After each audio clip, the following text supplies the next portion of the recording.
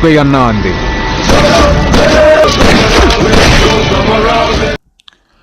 Sambutan dilakukan oleh semua siswa dan siswi dari sekolah dasar.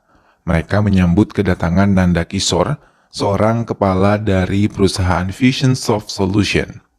Ia memberikan bantuan banyak kepada semua panti asuhan dan panti lainnya berupa alat kesehatan dan obat-obatan yang diperlukan, hingga hal itu membuat semua penghuni panti merasa bahagia karena bisa tertolong secepatnya. Di samping itu juga, ia diminta untuk memberikan sebuah penghargaan kepada seorang siswa berbakat dan pintar dari sekolah tersebut. Semua orang bertepuk tangan saat Teja, anak yang berusia muda, maju untuk mendapatkan piala dari Nanda Kishore. Beberapa tahun kemudian, Teja yang sudah tumbuh menjadi pemuda tampan kini telah sukses menjadi insinyur seperti yang ia harapkan. Bahkan ia menjadi salah satu karyawan di perusahaan Nanda Kishore. Pada kesempatannya untuk berpresentasi di depan semua investor dan perusahaan yang hadir, ia meluncurkan sebuah aplikasi yang bisa digunakan untuk membantu warga miskin agar hidupnya bisa menjadi lebih sejahtera. Teja mendatangi kelompok Yadana dan telah memukuli teman satu kantornya. Dengan menggunakan penutup wajah, mereka memberi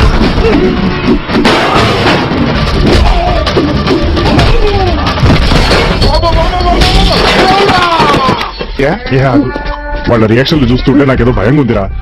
Sementara di tempat lain, pesaing perusahaan Nanda Kishore menginginkan memiliki perusahaan Kishore dan menggunakan uang yang ada di aplikasi untuk memperkaya diri mereka sendiri. Merasa gagal untuk memilikinya karena Nanda Kishore menolak untuk menjual perusahaan tersebut pada mereka, hingga mereka pun berusaha untuk menghubungi Vicky Baidon terkenal di kota mereka untuk bisa menghancurkan Nanda Kishore sekaligus memiliki perusahaannya. Ramurti yang merupakan seorang hakim telah siap dengan berkas kejahatan Vicky Bai yang harus tewas di tangan anak buah Vicky Bai dengan peluru menembus tubuhnya.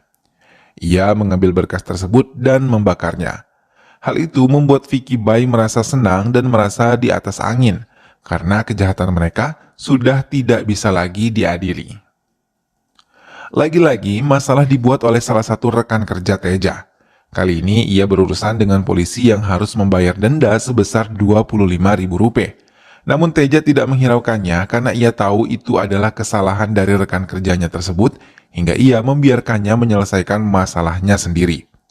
Ia lebih memilih untuk mendekati seorang wanita yang menarik perhatiannya. Tanpa banyak bicara, ia langsung mengatakan perasaannya pada wanita tersebut, hingga membuat wanita itu bingung karena ia baru saja tiba dari Amerika. 1 month కూడా కాలేదు 4 years గా మైండ్ చుట్టూ తిరుగుతున్నావా నేనెవరో నా బ్యాక్గ్రౌండ్ ఏంటో నీకు తెలీదు నేనేంటో చూపిస్తా. Vicky Bai dan kelompoknya pun menerima kerjasama untuk menghancurkan Nanda Kishore menguasai perusahaannya. Ia diminta untuk bisa menekan Nanda Kishore dan mengambil perusahaannya itu secepatnya karena mereka mau menguasai semua uang hasil sumbangan para donatur dari aplikasi yang telah diciptakan. Teja pun kembali bertemu dengan wanita yang menarik hatinya pada saat acara di kantornya. Ia terkejut ketika melihat wanita itu datang bersama Nanda Kishore. Melihat Teja ada di dekatnya, Nanda Kishore memperkenalkan wanita yang disukai oleh Teja kepadanya dan mengatakan kalau wanita itu adalah putrinya bernama Sandia.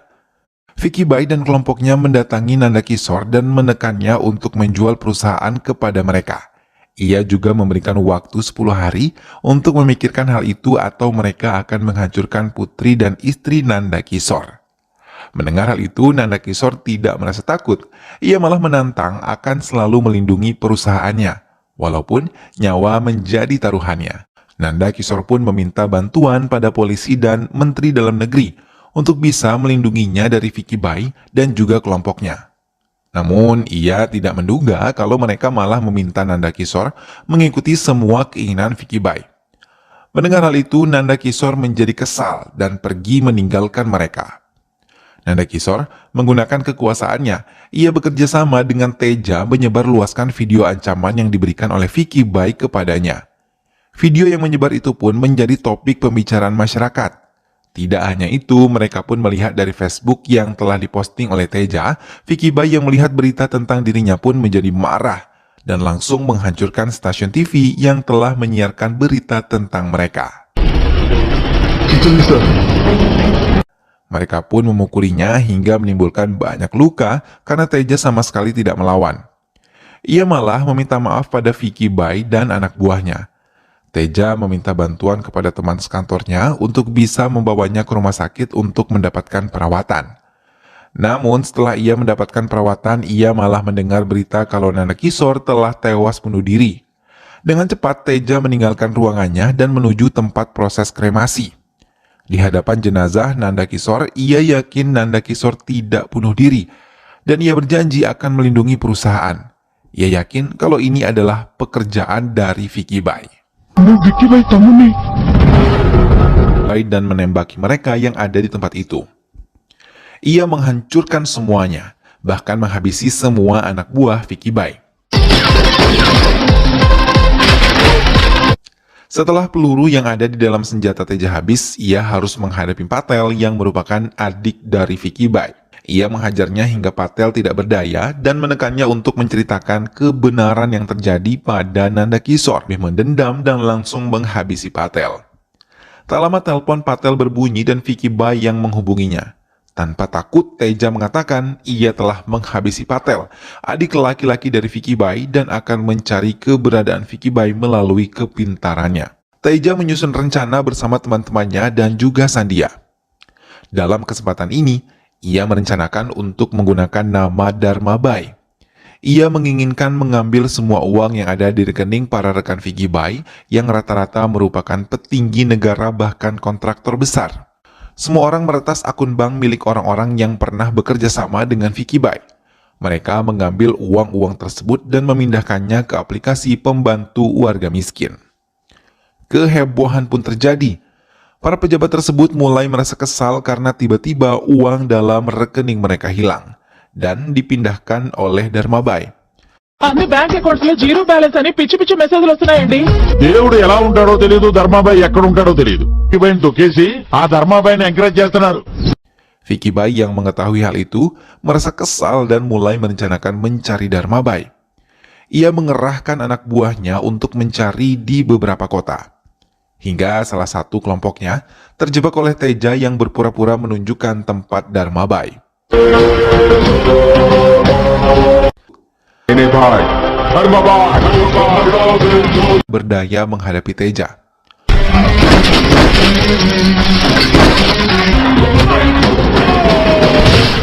Kelompok lain milik Vicky Bai pun mengalami kegagalan dan tidak menemukan Dharma Bai. Hingga mereka pun mendatangi hacker dari Delhi. మనం ఢిల్లీ నుంచి పిలిపించిన hackers. Namun di pihak Teja yang membaca pergerakan lawan untuk mencari hacker, mulai memperkuat jaringan mereka dan menjebak mereka untuk menangkap orang lain yang diakui sebagai Dharma Bai. వీడు కామెడియన్ లా ఉన్నాడు. ఇంతకంటే ఏం కావాలరా? Mereka menangkap orang yang salah dan membuat Vicky Bai merasa dipermalukan. Hingga ia sangat ingin melenyapkan laki-laki tersebut. Namun hacker yang dibayar oleh mereka pun memberikan kembali informasi yang benar tentang Dharma Bai dan mengetahui siapa Dharma Bai sebenarnya.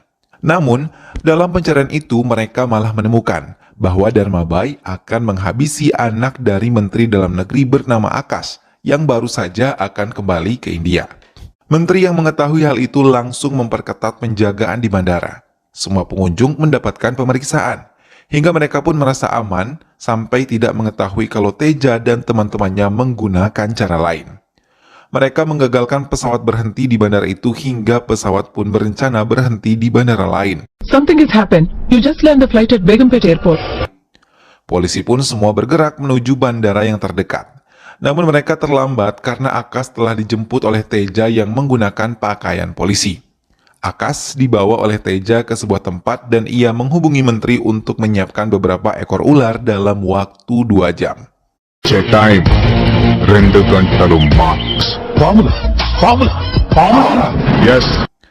Mendengar hal itu, menteri menghubungi semua pawang ular yang ia kenal, namun tak satu pun yang bisa memberikan bantuan hingga mereka mengambil dari kebun binatang. Ular tersebut. Mereka pun melacak keberadaannya, namun di tengah jalan, Venkateswarao mencegah komisaris untuk bisa menangkap Dharmabai dan ia meminta Akas mati di tangan Dharmabai karena memang ia sangat kejam. Ia menceritakan kalau menteri bersama anak buah Vicky Bai menekan Nanda Kishore untuk menandatangani penyerahan perusahaan. Mereka menghabisi anak asuh Nanda Kishore hingga Akas melecehkan Nandini, gadis bisu yang merupakan anak angkat Nanda Kishore. Untuk menyelamatkannya, Nanda Kishore pun terpaksa menandatangani surat tersebut. Namun setelah menandatangani surat itu, ia malah dihabisi. Saat ia tiba, ia terlambat karena Nanda Kishore telah meninggal dunia dan ia melihat Nandini masih bernapas langsung membawanya ke rumah sakit. Ia meminta agar Akas tewas di tangan Dharmabai untuk keadilan. Namun semua yang dilakukan oleh Venkateswarao terlambat karena komisaris telah membawa pasukan merencanakan untuk menghabisi Nandini agar tidak memberikan keterangan di pengadilan nanti. Venkateswarao yang diketahui telah membocorkan semuanya pada komisaris menjadi incaran mereka pertama untuk dihabisi. Namun beruntung ia masih bisa selamat dan mengadukan semuanya pada komisaris. Vicky yang datang ke penjara lagi-lagi tidak menemukan Dharmabai, hingga ia meminta anak buahnya untuk menangkap orang tua Teja dan juga teman-temannya. Vicky menikam ayah Teja untuk mengatakan dalam keadaan pingsan. Anak buah Vicky Bai pun menceritakan kalau Akas yang berencana menghabisi Nandini malah mendapatkan suntikan beracun dari Teja hingga ia tak sadarkan diri. Teja meminta menteri menandatangani surat pengadilan perusahaan lagi atas nama Nanda Kishore untuk mendapatkan penawar racun tersebut. Tapi Vicky Bai langsung menyelamatkan ibunya, hingga terjadilah perkelahian di antara mereka. Teja dan Vicky yang merasa dendam satu sama lain pun dijatuhkan. Hingga menteri menengahi itu semua dan berbohong pada Vicky yang sudah tidak berdaya untuk bisa menandatangani surat yang diinginkan Teja. Setelah mendapatkan semua tanda tangannya, Vicky pun dihabisi oleh Teja untuk bisa memaafkan Akas. Ia juga berjanji akan menikahkan Nandini dengan Akas dengan upacara pernikahan yang mewah. Nandini menolak semuanya dan mengatakan bahwa pelaku pelecehan tidak boleh diampuni oleh pernikahan, meminta Teja untuk menghabisinya dengan cepat. Lalu Teja menyerang Akas hingga tewas dengan 3 peluru bersarang di tubuhnya. Tak lama menteri pun menyerang. Semua mendukung Teja untuk menghancurkan menteri. Dengan mudah, Teja pun menghabisi menteri tersebut. Setelah semua musuhnya tewas, ia membawa ayahnya dengan cepat ke rumah sakit karena mengalami luka tikam di perutnya. Dan film pun selesai. Nah sahabat, itulah tadi alur cerita dari film yang berjudul Intelligent. Rasa sakit dari kehilangan seseorang yang begitu berarti dalam hidup memang seringkali membutakan kita hingga mampu berbuat apa saja, meski perbuatan jahat sekalipun. Namun yang mesti diingat adalah setiap diri pada Tuhan ketika sudah tiba waktunya nanti. Untuk itu bersabar dan menerima ketetapan yang telah ditentukan oleh Maha Kuasa adalah hal yang sangat perlu dilakukan. Keikhlasan dan pikiran positif sangat diperlukan untuk membuat hati menjadi tenang, menerima takdir yang telah digariskan oleh Yang Maha Segalanya untuk kita semua. Semoga sahabat semua terhibur setelah menyimak alur cerita film ini dan sampai bertemu kembali di alur cerita film-film selanjutnya.